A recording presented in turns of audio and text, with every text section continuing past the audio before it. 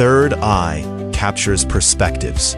With a lens that sees beyond the obvious, every frame becomes a story.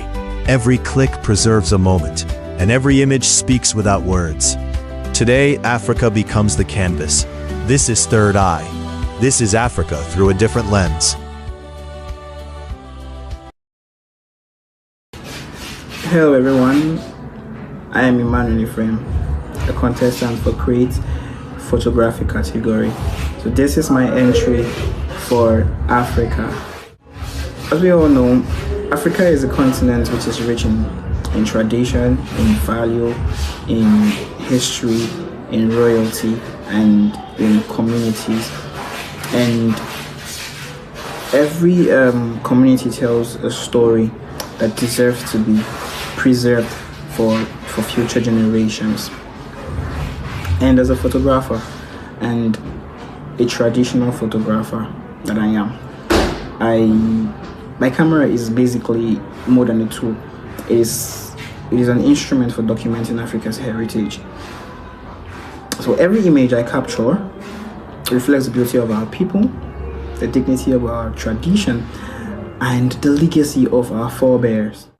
In our society and in the changing world, visual storytelling has become one of the most powerful ways to protect our identity.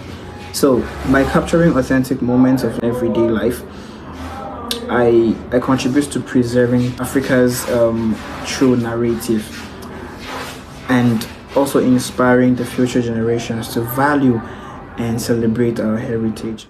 Photography is not just a tool for, taking pictures. Photography is not just an aid to take pictures or create memories.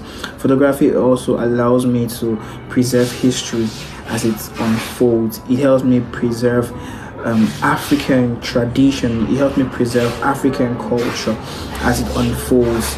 It helps me showcase Africa to the world.